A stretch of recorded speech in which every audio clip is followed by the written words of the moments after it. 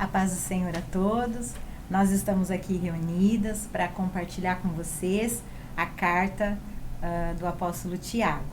Meu nome é Lucilene e antes disso a gente quer fazer uma oração. Senhor nosso Deus e Pai, nós colocamos, ó Deus, esse devocional, esse momento, Senhor, diante do Teu altar. Nós reconhecemos, ó Pai, que nada somos e dependentes somos da Tua graça, da Tua misericórdia sobre as nossas vidas. Senhor, que não sejam, Senhor, as nossas palavras, as nossas anotações, mas que seja o Teu Espírito Santo. Fala conosco, Senhor, e onde a Tua boa semente da Tua palavra cair em qual coração, que o Senhor possa fazer germinar, Pai. Em nome de Jesus, nós Te louvamos e Te agradecemos. Amém. Bom, a carta do apóstolo Tiago, alguns estudiosos dizem que ela foi escrita entre o ano 47, mas tem gente que fala que até 60 depois de Cristo.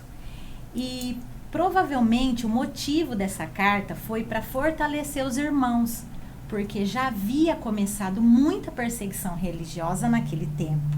E perseguição inclusive por parte até mesmo dos seus patriotas, dos seus compatriotas, né? Que eram irmãos de etnia, irmãos de sangue mesmo, né? E o apóstolo Tiago, ele já começa ali no versículo 2 dizendo: tendes um motivo de grande alegria o passar por provações, que produzirá a fé e a perseverança. Mas antes disso, eu queria falar um pouquinho sobre Tiago. Quem era Tiago? Tiago era meio-irmão do Senhor Jesus. Ele era filho de José e Maria. O apóstolo Paulo, ele faz referência a Tiago na carta aos Gálatas, no capítulo 1:19, um momento ali em que houve um concílio em Jerusalém e Tiago era presbítero da igreja naquele local, né? Em Atos 15 também vemos esse relato, né, desse momento ali mais detalhado, de como Tiago se levanta, né, como uma voz conciliadora, uma voz que direciona o povo ali numa questão que eles estavam vivendo acerca de costumes, de regras. Então Tiago vai conduzir naquele momento. Nós lembramos sempre quando a gente fala Tiago, né, a gente lembra Pedro, Tiago e João no barquinho, mas não é aquele Tiago. Esse Tiago que sempre estava ali com Jesus, ele foi martirizado lá atrás, né, bem antes, pelo rei Herodes. A princípio, também Tiago, o apóstolo Tiago, ele não cria, né, ser Jesus o Messias. Mas depois, conforme relato também na primeira carta aos Coríntios, no capítulo 15, verso 7, Jesus ele se apresenta para Tiago, né, ressurreto. Como dizem alguns estudiosos, a carta do apóstolo Tiago, ela é um soco no estômago, porque ela vem falar sobre, não apenas sobre teologia, mas ela vem falar sobre doutrina. Quando nós lemos a carta que Tiago escreveu, parece que foi escrita assim exatamente agora para nós, né? Então é muito atual. Já no comecinho do primeiro capítulo, Tiago ele vai convidar os irmãos, como eu li ali naquele verso, no verso 2, o motivo de grande alegria passar por provações, por amor a Jesus. E seguindo ali, ele vai dizer que no verso 4, a palavra é para se tornar maduro e perseverante, que na realidade, quando nós temos um motivo de grande alegria, perseverar, nós nos tornaremos maduros e perseverantes. Na realidade, tem uma versão que diz perfeitos, mas o significado em uma vertente da palavra, ela significa maduro. Então, a tribulação, a angústia, ela vai nos amadurecendo para que a nossa fé não seja uma fé verde, mas ela começa a criar um gosto, não é? Porque quando tem uma fruta e ela tá verde, ninguém gosta de comê-la, mas quando ela começa ali vem o sol sobre ela, ela vai criando propriedades, ela vai ficando com gosto, que a nossa fé também possa ter esse gosto, esse amadurecer. E isso, irmãos, não tem outra forma. Nós seremos forjados sim, com angústias, com situações que muitas vezes nós ficamos desacreditados. Mas o Senhor é aquele que disse que estará conosco todos os dias, até a consumação dos séculos. Amém? O apóstolo Paulo, o apóstolo Tiago, ele diz também ali no capítulo 1, para que nós possamos pedir sabedoria. Porque muitas vezes, diante de angústias, o que fazer? Como nós vamos reagir? Primeiro ponto, ele diz, peça sabedoria. O Senhor não vai negar a sabedoria a ninguém. Ele vai dar, e Ele dá a todos liberalmente. Tem um texto em Provérbios muito maravilhoso que diz assim, ó: e se clamares por inteligência e por entendimento, alçares a voz, se buscares a sabedoria como a prata e como a tesouros escondidos a procurares, então entenderás o temor do Senhor e acharás o conhecimento de Deus. Porque o Senhor dá sabedoria e da sua boca vem a inteligência e o entendimento. Ele reserva a verdadeira sabedoria para os retos, é escudo para os que caminham na sinceridade. Guarda as veredas do juízo, conserva o caminho dos seus santos. Então entenderás a justiça, o juízo e a equidade, todas as boas veredas. Porquanto a sabedoria entrará no teu coração, e o conhecimento será agradável à tua alma. O bom siso te guardará, e a inteligência te conservará, para te livrar do caminho do mal e do homem que diz coisas perversas. Caminhando ainda sobre o capítulo 1 de Tiago, ele diz assim, em vários versículos, que chamou a minha atenção, foi que no verso 16, 22 e 26, ele vai nos exortar sobre o engano. No verso 16 ele diz, não vos enganeis, meus amados irmãos. No verso 22 ele diz, tornai-vos, pois, praticantes da palavra, e não somente ouvintes, enganando a vós mesmos. Verso 26. Se alguém supõe ser religioso, deixando de refrear a língua, antes enganando o próprio coração, a sua religião é vã. A raiz do engano, ela está dentro do nosso próprio coração. O profeta Jeremias nos lembra disso, ali no capítulo 17, dizendo que enganoso é o coração, terrivelmente corrupto. Quem o conhecerá? Tiago nos mostra que cada um de nós é tentado pela nossa própria cobiça, pelo que está dentro de nós. Jesus também nos adverte dizendo, lá em Mateus 12, raça de víboras, como podeis falar coisas boas sendo maus? Porque a boca fala do que está cheio o coração. Uma pergunta para depois a gente tentar pensar sobre ela. Do que está cheio o nosso coração? Outra advertência que ele fala no verso 22 é para que não sejamos enganados por nós mesmos quando nós deixamos de praticar as Escrituras. A partir do momento que nós não colocamos em prática aquilo que está nas Escrituras, não é outra pessoa que nós estamos enganando, não é o nosso líder, não é a pessoa próxima, mas nós estamos enganando a nós mesmos. Jesus também nos adverte acerca disso, quando ele fala sobre a casa construída na areia e a casa construída na rocha. Quem pratica é semelhante ao que constrói a sua casa na rocha. Por isso que não é fácil praticar, porque cavar a rocha não é fácil. Só que construir a casa na areia é mais simples. Só que tem um detalhe. Vai vir um vento, vai vir a tempestade, vai vir situações, e aquele que estiver com a casa construída sobre a rocha, a casa do seu coração, da sua alma, das suas emoções, da sua mente firmada no Senhor, essa casa pode passar sim por angústia. Cada uma de nós aqui, eu tenho certeza que você também tem passado por situações assim. Mas creia que se você estiver edificando a sua casa sobre a rocha, a sua casa permanecerá firme, o seu coração permanecerá firme no Senhor. Amém? No verso 26 ele diz, quem supõe ser religioso, não deixando de refrear a sua língua, a sua religião é vã. A palavra religião, segundo o dicionário, ela aparece apenas em Tiago 1,26. E significa uma pessoa piedosa, temente a Deus, reverente ao Senhor. Quando nós não temos domínio sobre a nossa fala, o que será de nós? Quando nós não temos domínio sobre a nossa religião, sobre a nossa reverência a Deus, sobre sermos religiosos, o que será de nós? Depois as minhas irmãs vão falar mais sobre isso, sobre a questão da língua, sobre a questão desse tão pequeno órgão. Depois elas vão compartilhar mais com vocês.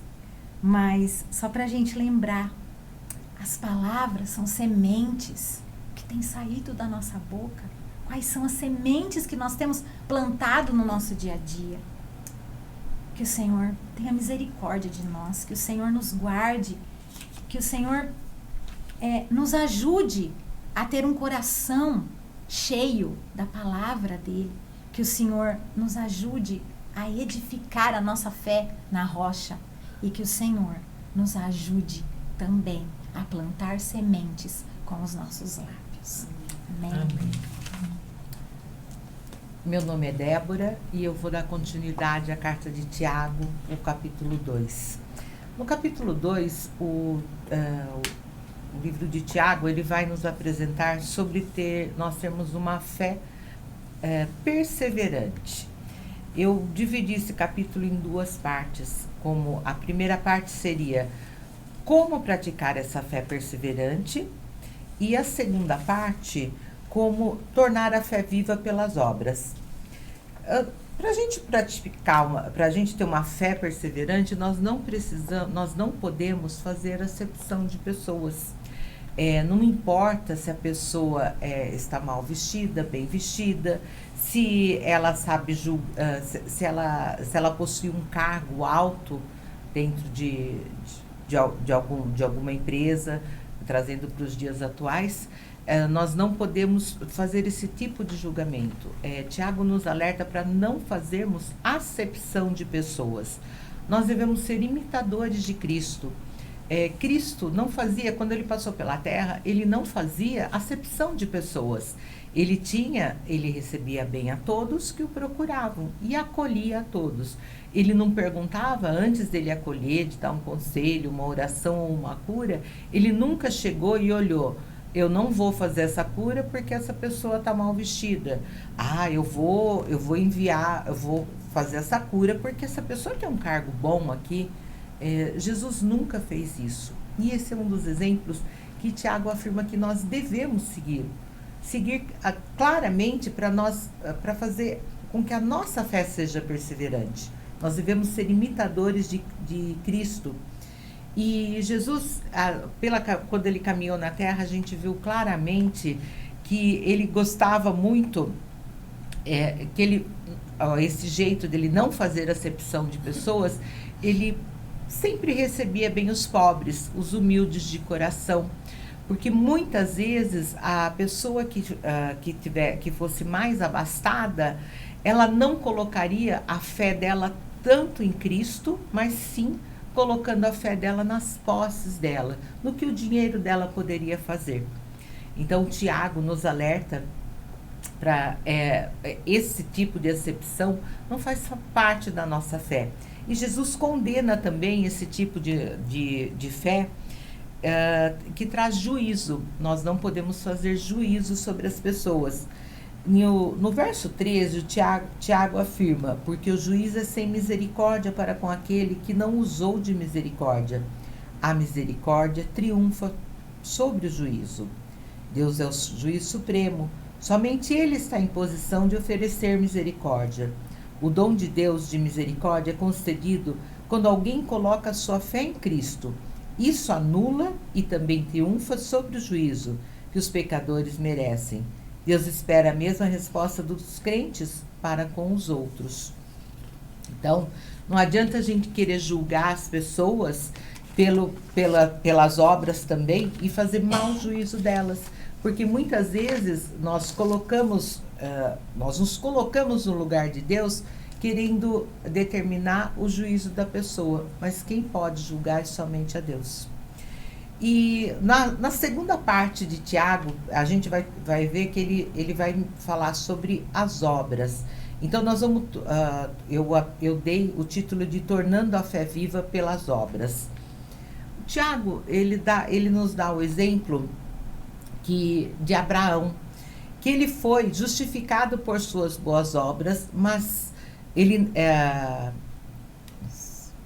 que Abraão não foi justificado por suas boas obras, mas sim pela sua obediência. Quando Deus pediu que entregasse seu filho, Isaque, como sacrifício, na vida de Abraão, vemos que a fé operava juntamente com as suas obras, e foi pelas obras que a fé se consumou, e se cumpriu as Escrituras, a qual diz: ora, Abraão creu em Deus, e isso lhe foi imputado por justiça, e foi chamado amigo de Deus. Quando o Tiago relembra a história de Abraão aqui, Abraão já tinha fé, que ele seguia Jesus, ele ouvia a voz de Deus, sem conhecê-lo. Então ele estava claramente guiado pela fé.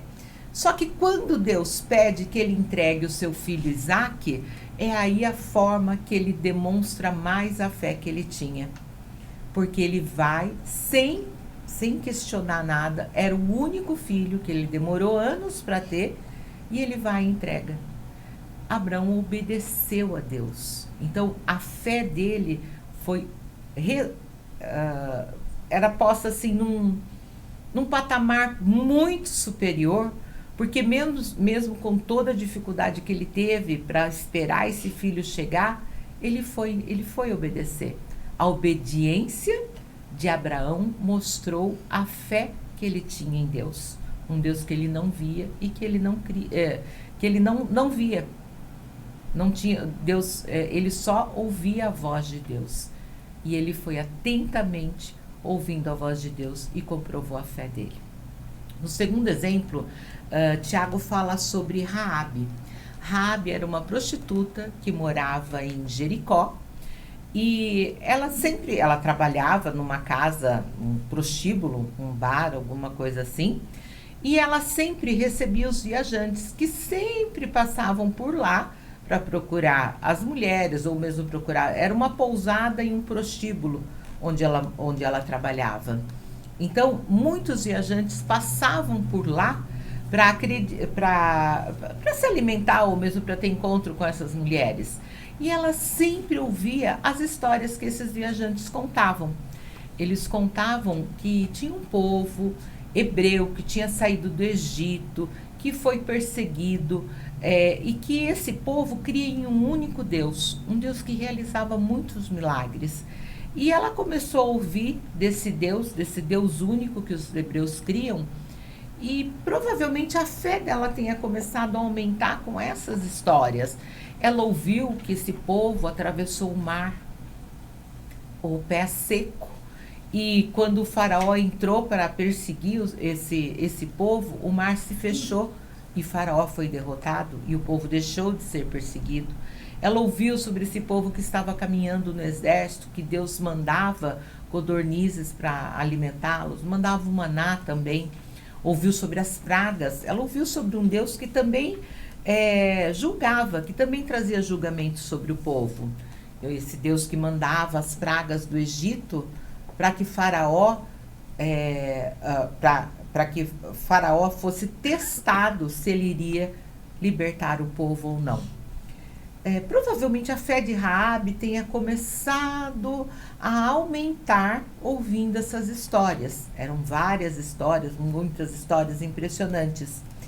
E certa vez ela recebeu 2 homens nessa pousada e viu que eles eram completamente diferentes do povo que ela estava acostumada a receber.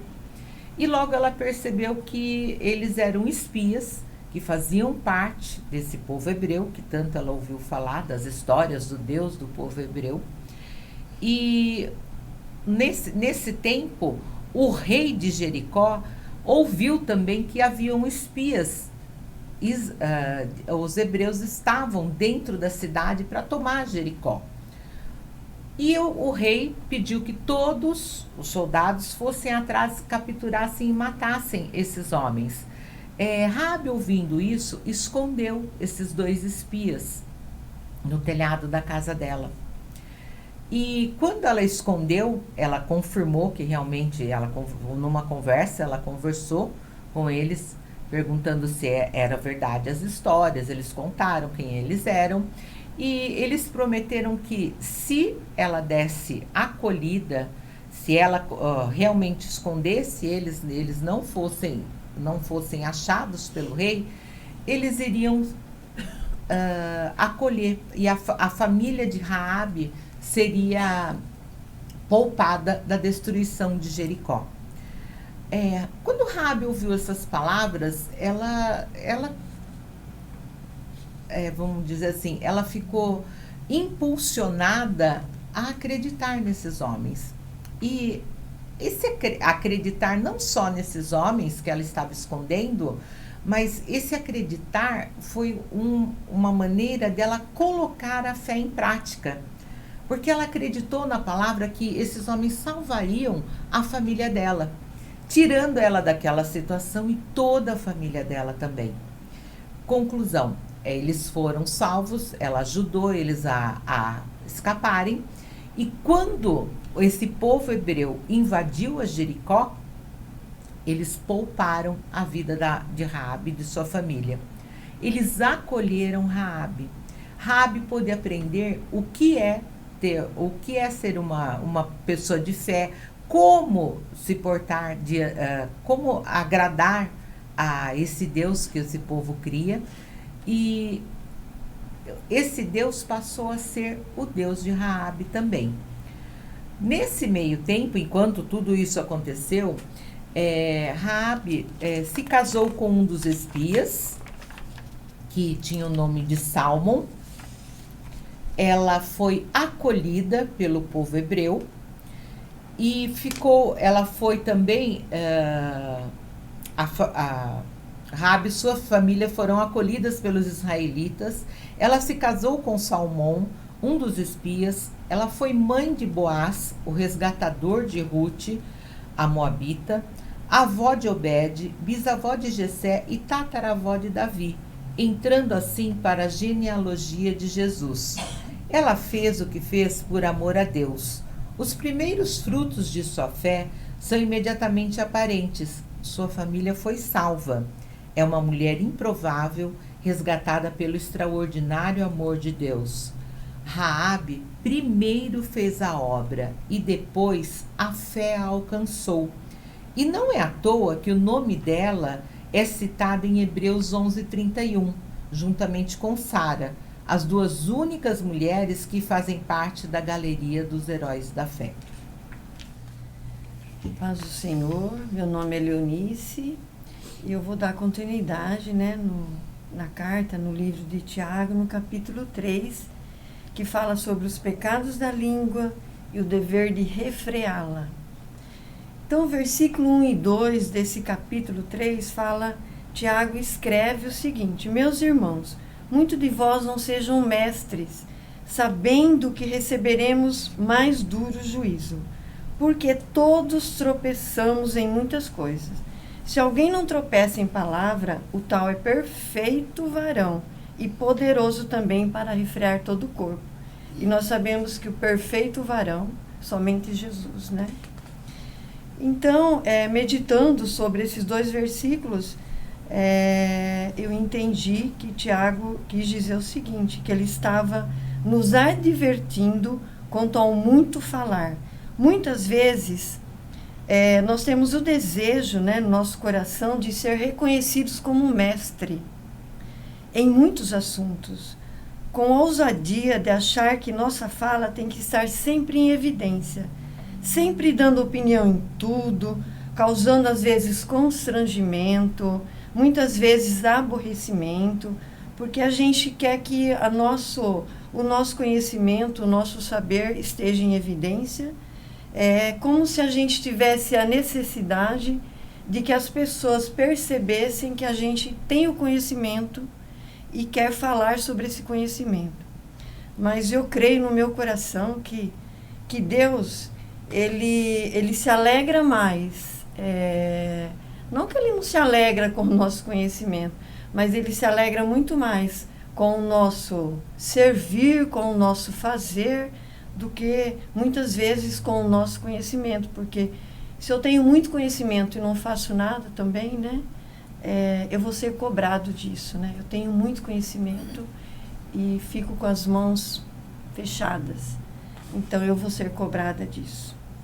Lá no livro de Mateus, capítulo 12, versículo 36 e 37, fala exatamente isso. Todos daremos conta do nosso falar, mas a pessoa que ensina terá mais duro juízo, terá um maior juízo, porque ela está ensinando, né? Então, ela será julgada por isso. Que tenhamos cuidado de falar somente o necessário, tendo a humildade de ouvir mais, nos colocando como aprendiz nessa jornada desafiadora que é a nossa vida, que foi graciosamente doada por Deus.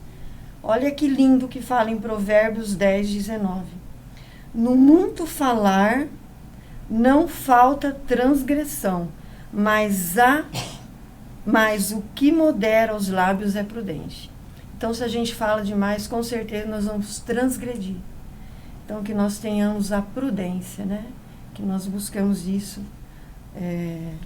na ajuda do Espírito Santo, né? Possamos pedir ajuda para Ele. Sempre, né? Porque por nós mesmos nós não conseguimos. Depois, no versículo 3 e 8, ele já fala, já entra falando sobre a nossa língua, né? Que o capítulo fala, né, os pecados da língua. Então ele fala assim, Tiago: ora, nós pomos freio nas bocas de cavalos para que nos obedeçam e conseguimos dirigir todo o seu corpo. Vede também as naus, as grandes navegações, que, né, levadas por impetuosos ventos, se viram com um bem pequeno leme.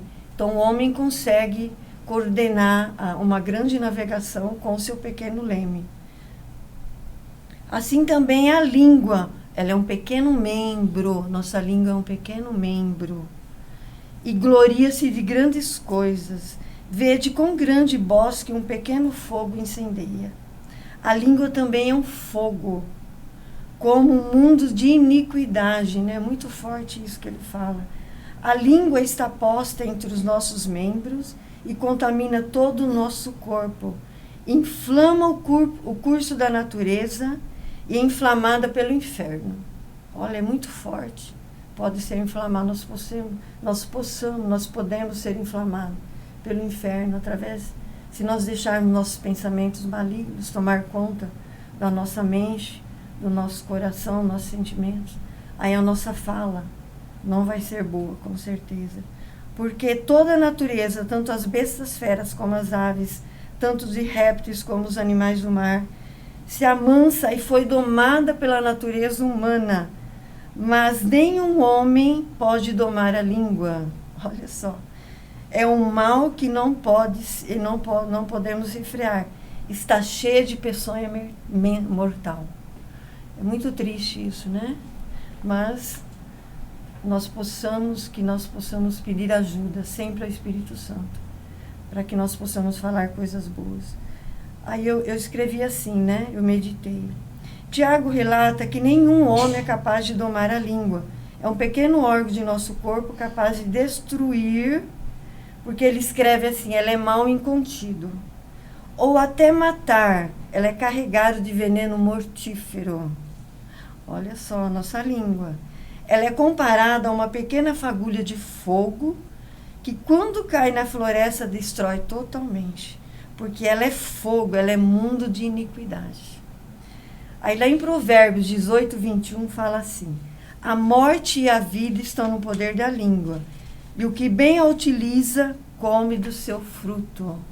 Então, irmãos, vamos orar, pedir a Deus que nós possamos saber, né, usar a nossa língua, né, para que nós possamos usufruir dessas bênçãos que vêm de Deus.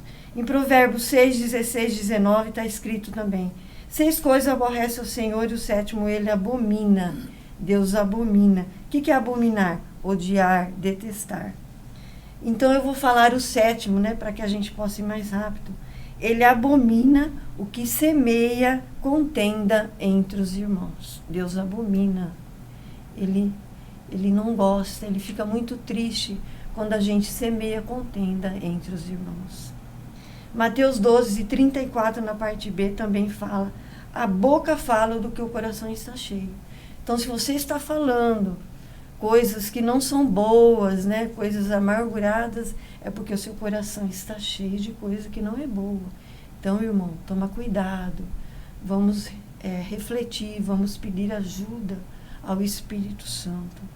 Olha que lindo que fala também a palavra em Provérbios 15:4. A língua conciliadora é árvore de vida. É lindo, né?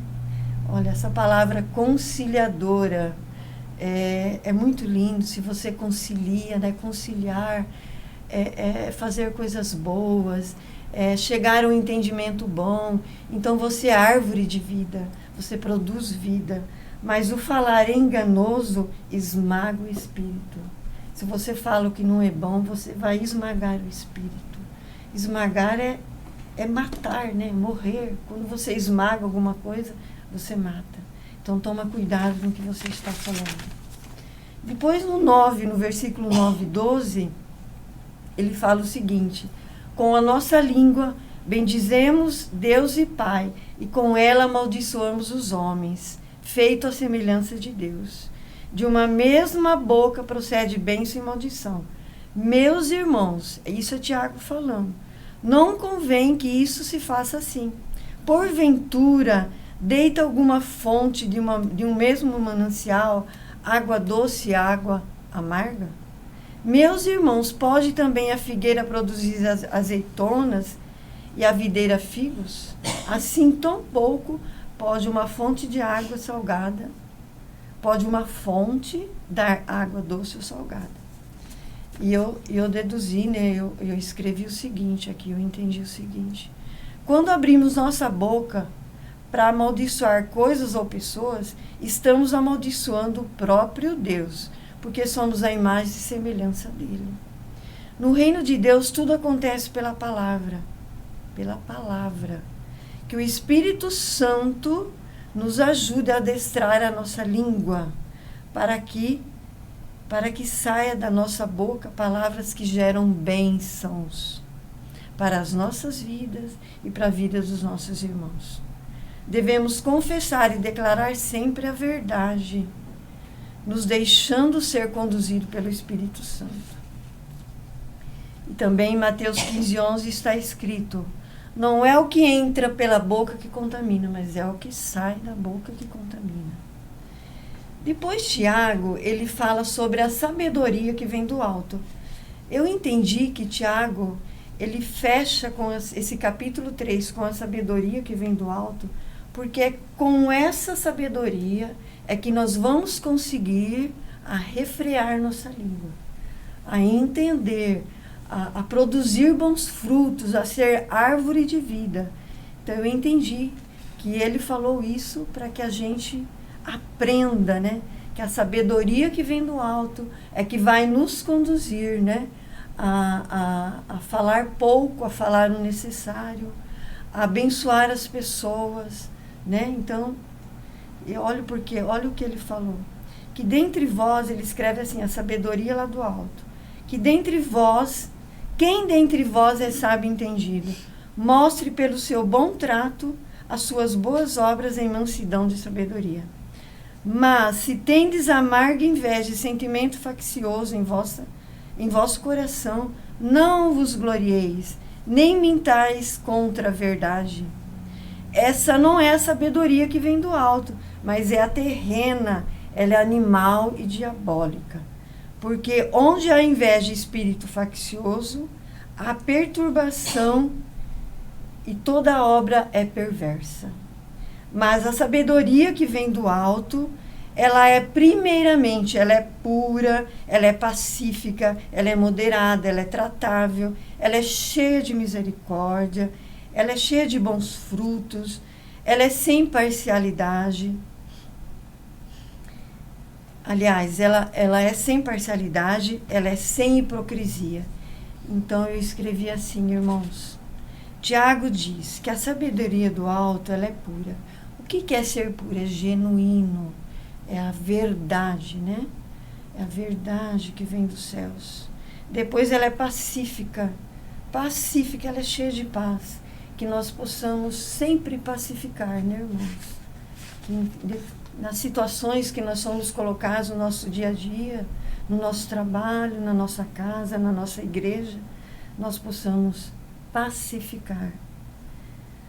Ela é indulgente, conciliadora. Já tinha falado lá atrás. Ela é conciliadora.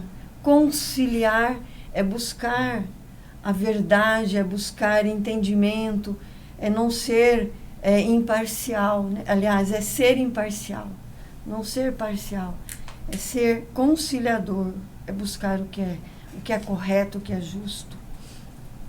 Ela é tratável, ela é cheia de boa vontade, que nós possamos buscar a vontade de Deus, e a vontade de Deus ela é boa, perfeita e agradável. Ela é plena de misericórdia, compaixão, cheia de compaixão. Ela produz bons frutos gerados no amor de Deus, porque ela vem do alto, ela vem de Deus. Ela é imparcial, ela é cheia de equidade, prevalece a justiça, ela é justa. Essa é a sabedoria do alto. Ela é sem hipocrisia, ela produz o amor fraternal, ela honra as pessoas uns aos outros. Então, irmãos, que nós possamos buscar em todo o nosso dia essa sabedoria que vem do alto, para que possamos falar palavras, para que possamos abençoar pessoas e falar somente o necessário. E para encerrar, eu quero ler esse versículo que eu achei muito lindo também, que está em Isaías 58, 9. Então clamarás o Senhor e Ele te responderás. Gritarás e Ele dirá.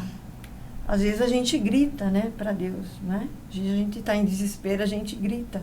Eu fiquei imaginando a gente gritando para Deus, né? Ao mesmo tempo que é triste, é engraçado, né? Gritando para Deus.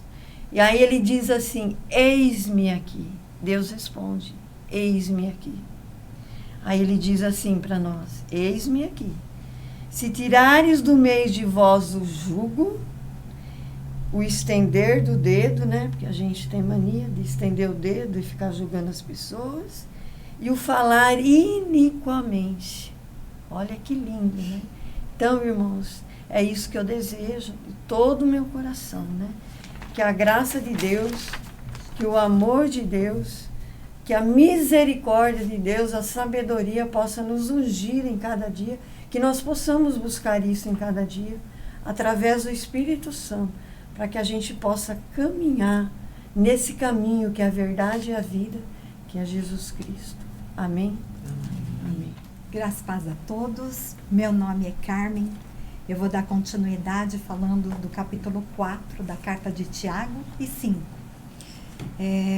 Hoje a minha oração foi para que o Senhor, né, Ele frustre todo o mau desígnio do inimigo, que Ele frustre todo o espírito contrário à palavra do Senhor e nos dê mente cativa ao Espírito, para que cada palavra que foi ministrada aqui, de tanta unção, tanta sabedoria que tem nessa carta, possa fazer a diferença na nossa vida a partir dessa palavra, em nome de Jesus. Amém? Tiago, ele foi um apóstolo usado por Deus com profunda sabedoria, gente. E é uma carta cheia da unção do Senhor. E ele nos ensina aqui, meditando na palavra do capítulo 4, né, que é a origem das contendas. Ele nos ensina que a nossa vida é uma constante guerra. Que todos os dias a gente guerreia contra nossos inimigos. E nós temos 3 inimigos. Nós temos um inimigo interno e 2 inimigos externos. Porque o inimigo interno somos nós mesmos. Eu vou falar brevemente sobre isso. E o externo é esse mundo corrompido que a gente vive e o diabo. Falando de nós mesmos, né? Em Tiago 4, de 1 a 2, diz assim: de onde vêm as guerras e pelejais entre vós? Porventura não vem disto a saber dos vossos deleites, que nos vossos membros guerreiam? Cobiçais e nada tendes, matais e sois invejosos e nada podeis alcançar, combateis e guerreais e nada tendes, porque não pedis.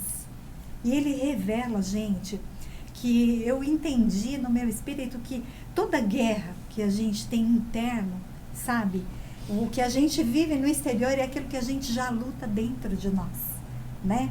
Em nome do Senhor Jesus, ele foi trazendo à tona essa palavra para nós. Se a nossa vida é uma guerra, olha, dentro de nós mesmo, lutando nesse mundo, né, contra os prazeres e os desejos da carne, é a nossa velha natureza. E eu até coloquei aqui uma frase para falar para vocês, que eu escutei, né? Martinho Lutero disse assim: eu pensei que o velho homem tinha morrido nas águas do batismo, mas eu descobri que o infeliz sabia nadar. E agora eu tenho que matá-lo todos os dias. E isso ilustra muito bem o que eu quero dizer. Todos os dias, gente, a gente tem que querer viver nossa melhor versão.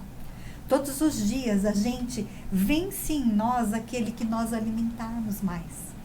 E todos os dias a gente vai começar a prestar atenção que tipo de vozes eu tenho ouvido, que tipo de TV, de filmes e noticiários eu tenho assistido, que tipo de acessos à internet eu tenho feito. Essas são as vozes que têm entrado no meu coração, que tipo de roda eu me assento, que tipo de mesa eu me coloco. Tem mesas do Senhor, né, que são para nós, e há mesas do mundo que não são para nós cristãos. Amém, queridos? E em Mateus também, as amadas já falaram, mas a nossa boca fala do que o coração está cheio. E os nossos pensamentos nos levam à ação. E olha, eu estava pensando nisso, a gente não levanta e fala, hoje eu vou pecar. Hoje eu vou fazer, vou adulterar, vou roubar, vou matar. Não, ele nasce, gente, na nossa mente, lá atrás. E se a gente alimentar esse velho homem todo dia, o que vai acontecer? Nós vamos pecar, né? E a palavra diz, Jesus disse na sua palavra, né? Mateus 15, de 18 a 20, assim, mas o que sai da boca procede do coração.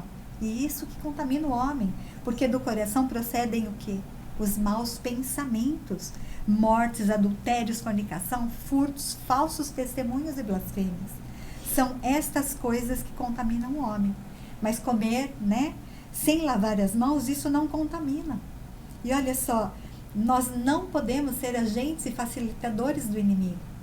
Nós, né, presta atenção, os nossos maus pensamentos que estão dentro de nós, né, inveja, homicídio, adultério, fornicação, né, falsos testemunhos, egoísmos, a gente fica tão preocupado, queridos, com religiosidade, e a gente nem percebe que a gente está alimentando o inimigo com essa nossa natureza adâmica, que a gente tem que querer ser melhor todo dia, né?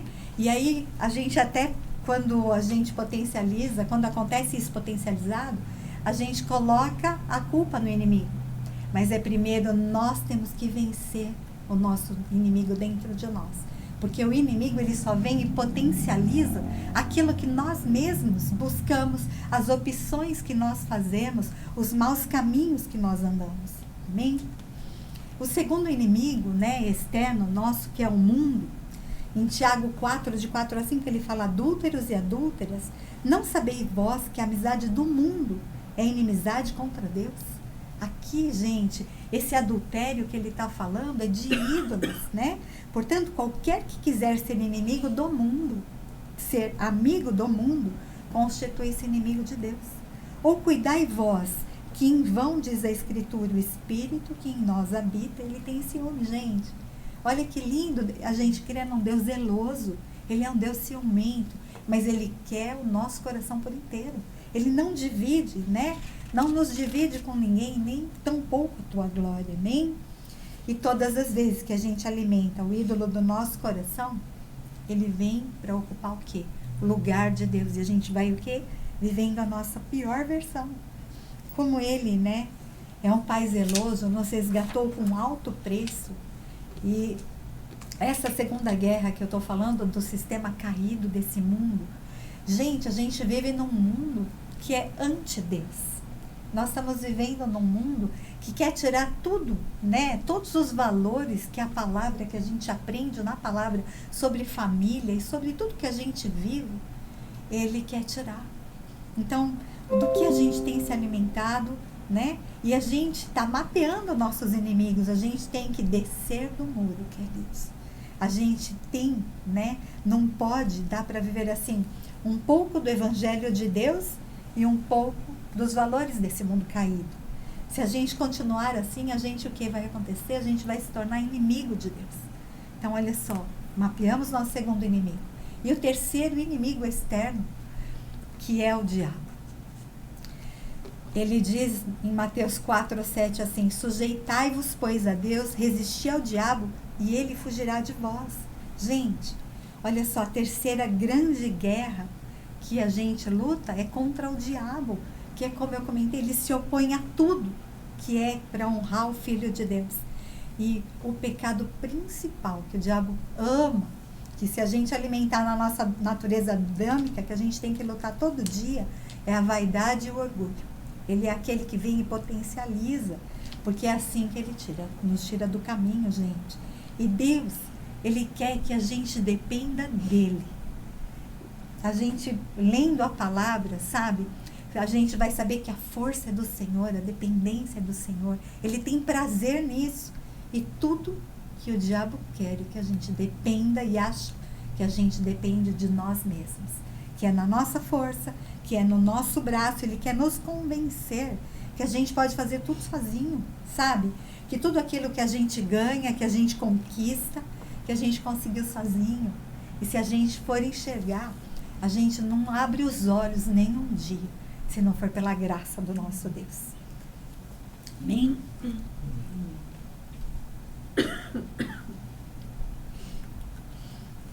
Infelizmente, né, a gente vê cristãos muito mais preocupados em ser celebridade, em brilhar, do que servir, e poucos servos. Que o Senhor tenha misericórdia de cada um de nós sobre isso, sabe? Cristãos que estão se achando super suficiente, independente, que tudo que faz é na sua força, pela tua garra, pelo teu diploma, suas experiências, né?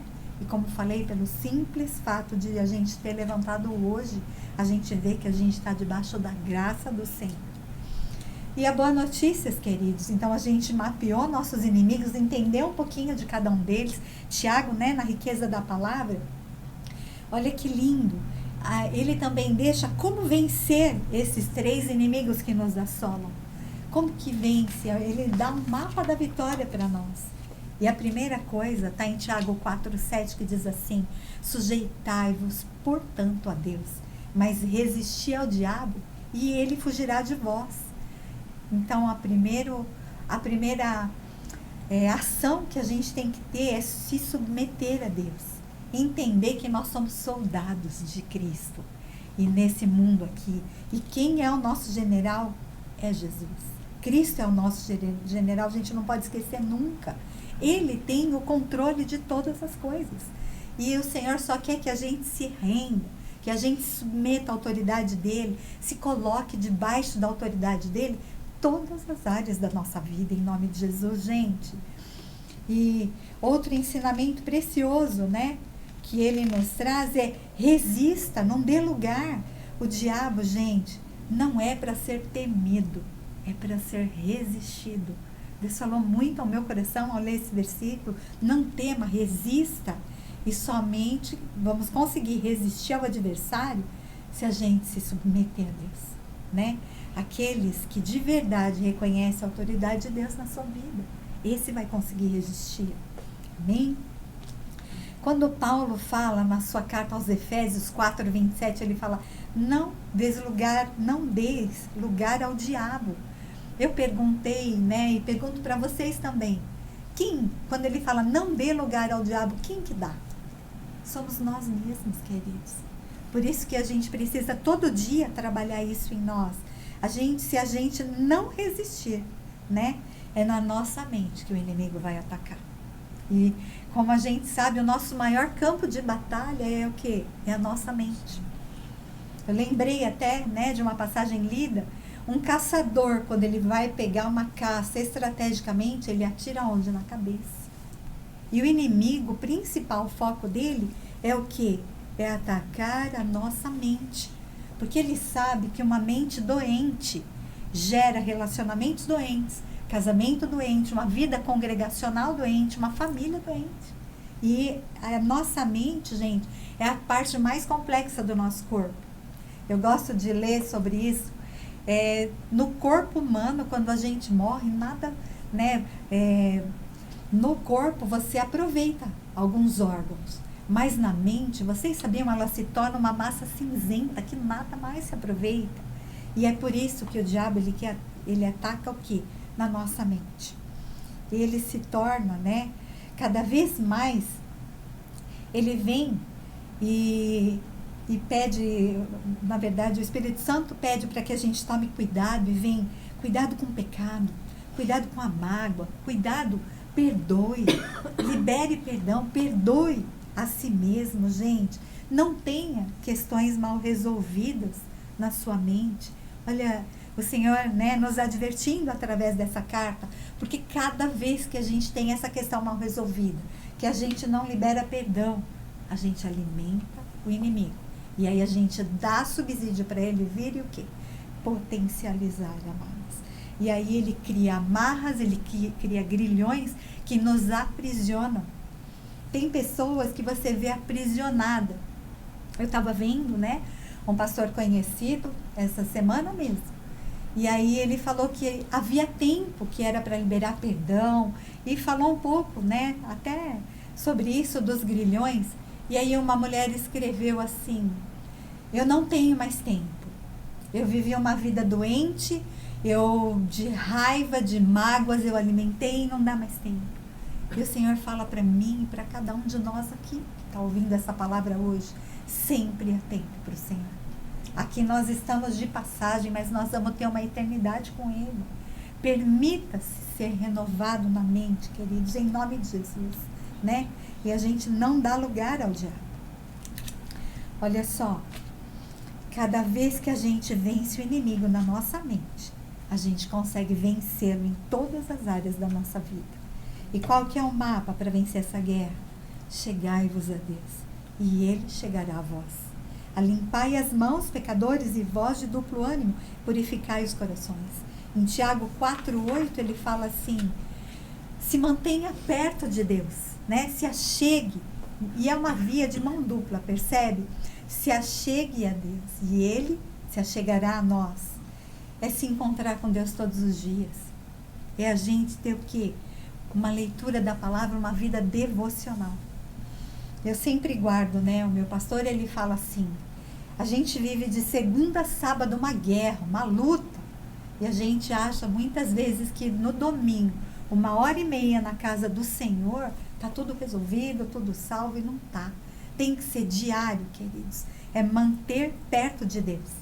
O segundo, caminhe com pessoas, né, que andam perto de Deus, pessoas de Deus. E Paulo não fala que as más companhias corrompem os bons costumes? Com quem que a gente tem andado? A gente tem andado com pessoas que nos movimentam a querer crescer em Jesus, fazer a diferença, né?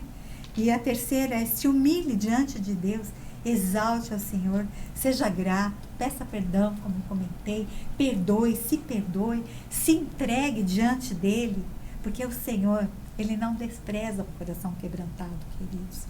E ainda em Tiago 6 ele fala: antes Ele dá maior graça, portanto diz, resiste aos soberbos, mas Ele dá graça aos humildes. Então, é um direcionamento do céu para nós. E em quarto lugar aqui ele fala: pare de julgar o próximo. Eu até falei: Senhor, que instruções tranquilas, né? Mas é para mim e para cada um de nós aqui. Pare de julgar, como a Anice falou, de apontar o dedo. Existe um justo juiz, um mediador, que é Jesus, gente. E olha, falei, irmãos, não faleis mal, Tiago 4:11, irmãos, não faleis mal um dos outros. Quem fala mal de um irmão e julga seu irmão, fala mal da lei, julga a lei. E se tu julgas a lei, já não és observador da lei, mas você é juiz. como eu falei, é um justo juiz, né? Não cabe a nós julgar. E ele fala, por fim, aqui, busque direção de Deus em tudo que fizer. Gente, Deus não está comprometido. A gente costuma falar que o evangelho, ele é confronto. Deus não está comprometido com o nosso conforto, mas ele está comprometido com o nosso crescimento. E olha o que a palavra diz aqui em Tiago 4,13. E agora, vós que dizeis, hoje ou amanhã iremos a tal cidade, e lá passaremos um ano e contrataremos, ganharemos. Digo-vos, não sabeis o que acontecerá amanhã? Porque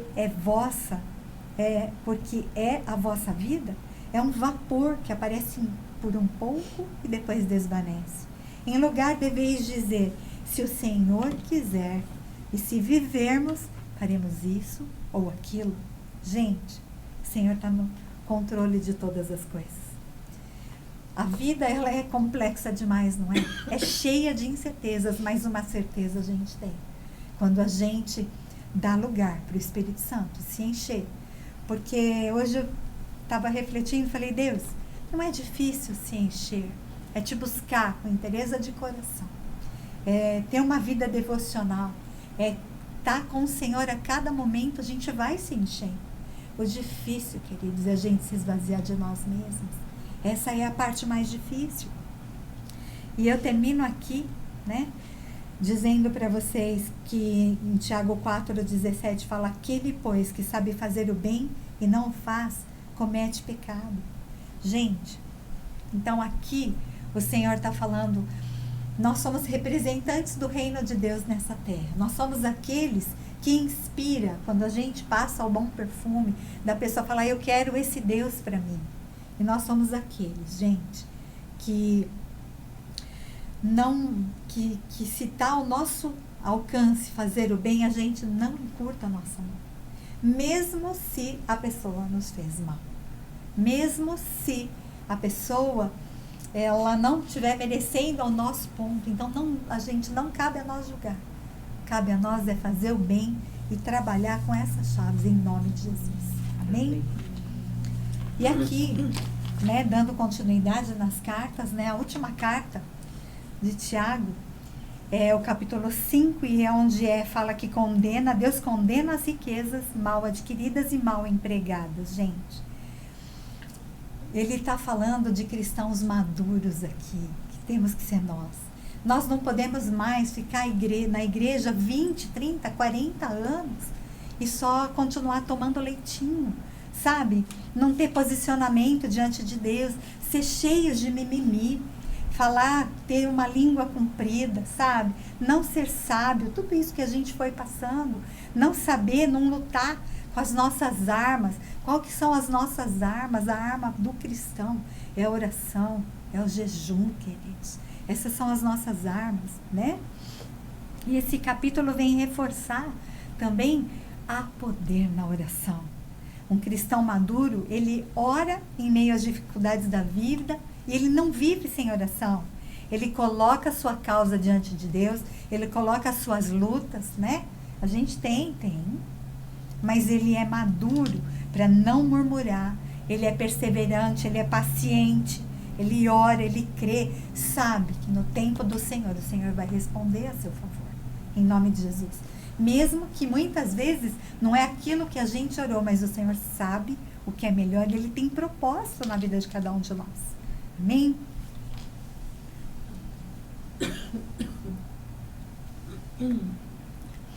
Tiago, ele instrui, né, aos irmãos que estavam com problemas e dificuldades nesse capítulo, na vida pessoal e na vida congregacional, com os irmãos na igreja. Tinha problemas com a língua, uma mentalidade mundana, que estava tentando, né, querendo confundir os cristãos, tinham enfermidades e alguns estavam se desviando da fé, achando que não precisava mais ir na igreja, que dava para, né, servir a Deus de casa. Queria trazer um parênteses para vocês.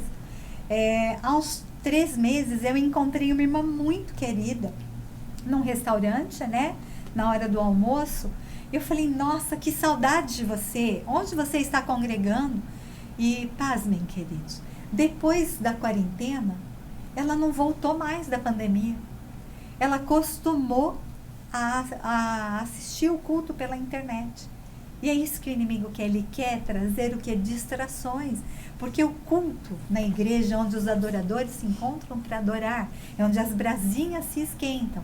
E ali juntos, o culto é para o Senhor. E não é sozinho na nossa casa. Eu aprendi isso também. E aqui, quando ele fala tudo dos problemas, uns estavam se desviando da fé, como tem acontecido hoje, trazendo para os nossos dias, queridos.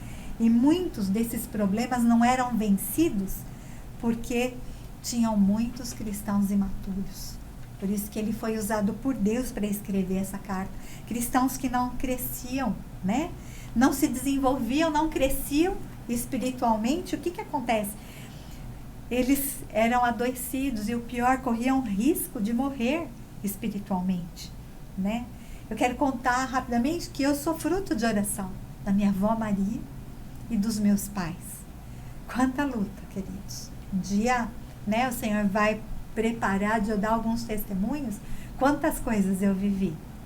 E essa luta dentro de mim eu vivi, porque o inimigo vinha, ele falava, você não serve para nada, você é uma derrotada.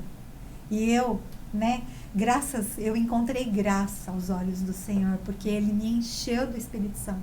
E eu pude conseguir derrotar esse inimigo dentro de mim. E aqui, eu anotei uma frase que fala assim, desperdiçamos tempo e energia quando tentamos viver uma vida sem oração. Cristão imaturo confia na sua própria força, na sua conta financeira, nas suas experiências e diplomas. Mas um cristão maduro, verdadeiramente, ele confia no braço forte do Senhor. Amém?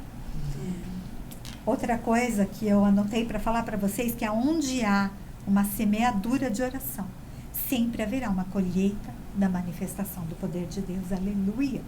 Louvado seja o nome do Senhor.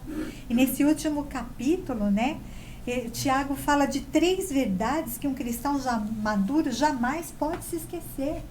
Ele fala, olha só, que sabedoria, queridos, sobre dinheiro, sobre perseverança e sobre oração. Ele fala claramente que o dinheiro é espiritual quando ele fala aqui em Tiago 5, 2 e 3, as vossas riquezas estão corruptas, as vossas roupagens comidas de trás. O vosso ouro, a vossa prata foram gastos de ferrugens, e a sua ferrugem há de ser por testemunho contra vós mesmo e há de devorar, como fogo as vossas carnes. Tesouros acumulastes nos últimos dias. Gente, que palavra forte, né? E o que a gente aprendeu aqui? Em especial, essa palavra foi escrita para os ricos gananciosos e opressores que estavam dentro da igreja. Olha isso. Para alertar aqueles irmãos que o dinheiro não era, que o dinheiro é algo espiritual, que devemos cuidar para que ele não tome o senhorio de Cristo do coração. Amém? Ele não está, eu quero deixar claro, queridos, Tiago não está condenando os ricos, mas ele está o que? Orientando a maneira como eles lidavam com os seus recursos, que Deus entregava para cada um, especificamente, né, naquele tempo de dificuldade, e ao seu redor é que era o problema.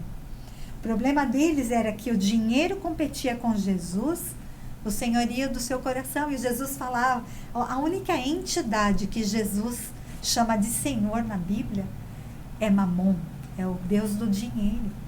E ele não divide a glória dele com ninguém, e muitas vezes nós estamos dentro da igreja, nós estamos adorando, servindo ao Senhor e adorando a Mamon.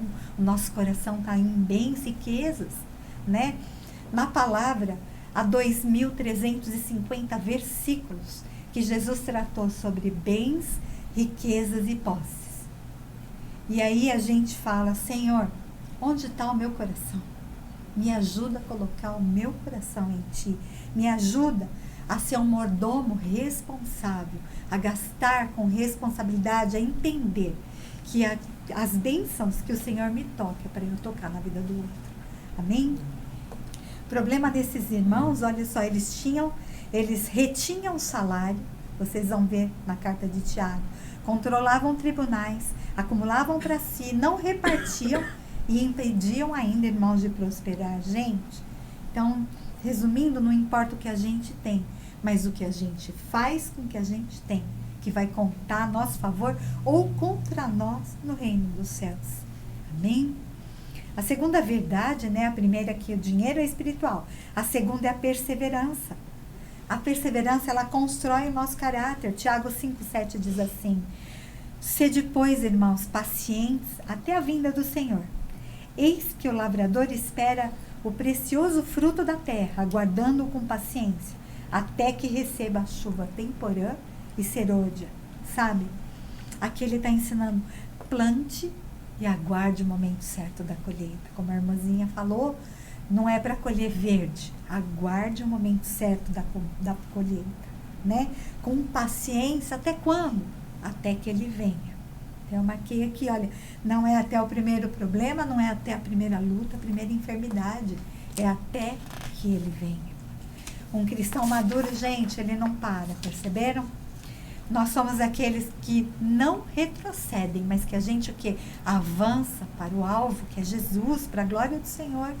E cristão maduro, mesmo que está passando por lutas, ele persevera firme com paciência, crendo que Jesus vai operar.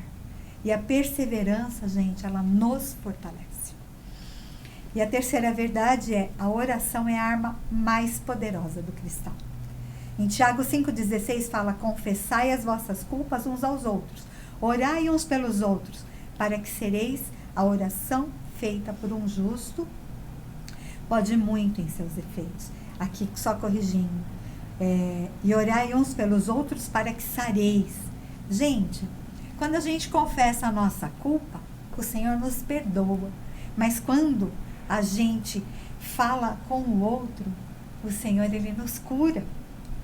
E aqui ele está falando, a gente é sarado, e a oração feita por um justo, que ela é poderosa e eficaz, pode muito nos seus efeitos. Eu achei muito lindo uma oração de um pastor já falecido, ele chama Pedro Mendes. Ele fala assim: a oração, ela pressupõe o milagre de Deus na nossa vida, ela pressupõe, é através da oração, gente. É o maior poder do mundo. Não é bomba atômica, não é pandemia, não é nada. Não são as grandes potências. É a oração diante do Pai. Uma oração com o coração contrito. Um coração que tenha interesse diante dele, sabe? Vamos lá. Tiago está falando na carta: ore pelos aflitos. Se está alguém entre vós aflito, em Tiago 5,13, ore. Se está alguém contente, cante louvores. Olha que lindo, dividindo em dois, sempre tem alguém aflito ao nosso redor. Pode ser com finanças, pode ser com relacionamentos, pode ser problemas conjugal, enfim, com trabalho, falta de trabalho, com um monte de coisas. Mas o que ele está nos exortando, nos ensinando, né? Ore pelo aflito. Eu aprendi aqui, e também sempre tem alguém contente. Às vezes eu falo para as alunas, no curso, né, onde a gente ministra para mulheres, na vida a gente sempre tem, é mais fácil achar quem chore conosco do que quem sorria com as nossas conquistas. Mas nós somos aqueles que temos que chorar. Sabemos que tem alguém aflito, a gente tem que orar. Deus tocou muito no meu coração. Aonde for, gente, na igreja, né? No trabalho, na feira, no mercado, dentro da nossa casa, sentiu que alguém tá passando por sofrimento, está aflito, ora. Não vamos deixar, a partir desse tempo, até eu falei: Deus, essa palavra está entrando tanto no meu coração, que a partir de hoje, a hora que eu encontrar com uma pessoa, que eu conversar, que eu perceber, porque tem pessoas que não falam, queridos, mas a gente precisa despertar aquela sensibilidade espiritual do céu no nosso coração, de olhar um coração aflito e orar por ele. Amém? Em nome do Senhor Jesus. A oração nos dá força e poder para suportar as circunstâncias. E quando for da vontade de Deus, ele já opera o milagre. A gente viu o exemplo de Paulo. Paulo falava a Deus, né? Me tire, eu tenho um espinho na carne. E Deus falou assim: a minha graça te basta. Ele deu força e poder para suportar. Jesus também, quando ele foi orar, ele falou: Pai, se for da sua vontade, passa de mim esse cálice, né? Mas se fosse da vontade do Pai, o que o Senhor fez? Deus deu força para ele suportar. a morte de cruz que ele levou por nós, pelos nossos pecados. Amém? Esse é o nosso Pai. O outro que ele fala, né? Só para complementar aqui, orar pelo necessitado, pelo aflito, não é uma sugestão, é um comando a todos nós, cristãos maduros. Queridos, vamos nos deixar ser usados em nome de Jesus. Tiago também fala, ore pelos enfermos. Se alguém doente, né, entre vós, chame os presbíteros da igreja e orem sobre ele, ungindo com azeite em nome do Senhor. A oração da fé salvará o doente, e o Senhor o levantará, e se houver cometido pecados, ser-lhe-ão perdoados. Gente, Deus é demais, a obra é completa, Ele cura, Ele levanta, né? E Ele perdoa. Amém? E aqui ele fala, o que vai curar o enfermo é o Senhor, é através da oração da fé, a qual a oração da fé, lógico, né? Vai na igreja, os presbíteros, os pastores, líderes locais oram, mas com a oração da fé nós também podemos fazer, está nas nossas mãos, né? Esse servir. Se a gente, e eu achei muito interessante, se houver cometido pecados, ser-lhe-ão perdoados. Gente, somente Deus pode perdoar. E olha só, o que eu entendi no meu espírito, uma vida de constância em pecado, sem arrependimento, também adoece o corpo, misericórdia. A gente tem que estar atento a isso, queridos, de arrependimento. Orar, né, por aqueles que estão doentes e por nós também, para que a gente não caia. E olha que lindo, em Tiago 5,17, ele nos instrui a orar por quem? Pela nossa nação. Ele nos encoraja, gente, a orar por problemas da nação, quando ele conta que Elias, olha a riqueza de detalhes, ele era humano como nós. Ele orou fervorosamente. E por 3 anos e meio não choveu sobre aquela terra. E depois ele orou e choveu e frutificou.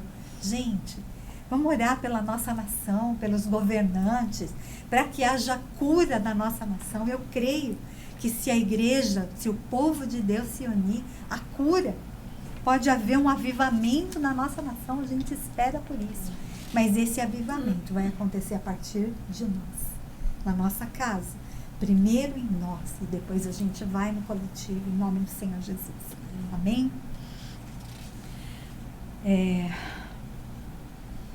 Orar pelos desviados, né? Ele ainda nos encoraja em Tiago 5, 19 e 20, irmãos, se alguém dentre vós tem desviado da verdade, alguém o converter, saiba que aquele que fizer converter do erro do seu caminho, um pecador salvará da morte uma alma e cobrirá a multidão de pecados. Gente, olha que lindo, né? Sempre vai ter alguém ao nosso redor, como eu até comentei, que se desviou. E aqui ele está falando, precisa de um de nós, de cristão maduro, para buscar. E cada um que a gente trouxer, que a gente levar a palavra da verdade, vai ser coberto, multidão, vai ser perdoado, multidão de pecados, e está nas nossas mãos, né? E a minha oração é assim, que o Senhor derrame sobre nós uma sensibilidade espiritual, humildade, para a gente perceber ao nosso redor, no nosso convívio, quem precisa da nossa oração. É para a gente o quê? Praticar, incluir nas nossas orações diárias. Senhor, coloca no meu caminho, eis-me aqui. Sabe, o servir, queridos, e o servir, como eu falei, de interesse, de coração, porque a oração, ela não pode ser o último recurso, mas ela precisa ser o primeiro de um verdadeiro cristão maduro. E para terminar, né, Deus pode mudar uma sentença pelo poder da nossa oração. A oração, ela tem que ser o nosso estilo de vida. Ela muda. Gente, o inferno treme quando um cristão ora. As intenções malignas são neutralizadas quando um cristão ora pelo poder da oração, no nome do Senhor Jesus. Gente, há poder num joelho dobrado, num justo orando em nome de Jesus. Eu brinco, às vezes, com as alunas, que nós temos que ser assim, ó. Quando a gente acorda, Nós temos que ser aquela que o diabo, que o inferno fala, e ela acordou. A gente não tem que ser cristão querendo ser conhecido no céu. É no inferno que a gente tem que ser conhecido. Sabendo que a gente está o quê? Representando o reino de Deus. Então, o que eu quero deixar no meu coração, no coração de cada um que vai estar assistindo, né? Esse estudo, é que orar tem que ser o nosso estilo de vida. Quem conhece trabalho por turno, tem que ser 24/7, sem parar, sem esmorecer. Gente, é uma batalha.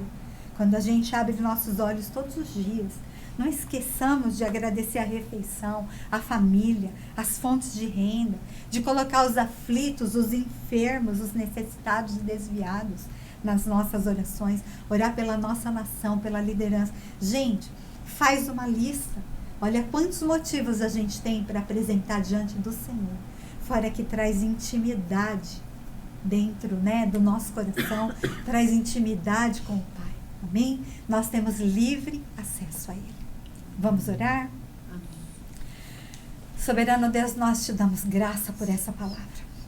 Tua palavra possa produzir fruto no nosso coração, que possa nos despertar, Senhor. Que possamos entender a importância de cada item falado aqui nessa carta, Senhor. Instruídos por Ti, Senhor. Que possamos verdadeiramente, a partir do momento que ouvimos essa palavra, mudar a nosso estilo de vida. Que possamos ser cristãos maduros. Que possamos ser cristãos que Te amam, que Te buscam. Que entende o propósito do Senhor na nossa vida. Para que estamos aqui? É para fazer a diferença, Senhor. Sim. Em nome do Senhor Jesus. Abençoa, Senhor, cada coração que está ouvindo essa palavra. Sim. Se tiver alguém enfermo, oh meu Deus, toca agora. Sim. Vem com poder e glória. Derrama uma unção de cura, Senhor, sobre o meu irmão, a minha irmã, em nome do Senhor Jesus Cristo, Pai. Se há alguém aflito, se há alguém, Senhor, com problema familiar, se há lar que o inimigo está querendo destruir, levanta com sabedoria e graça, Senhor, a pessoa que está vivendo esse problema. Cuida deles, Pai, em nome do Senhor Jesus.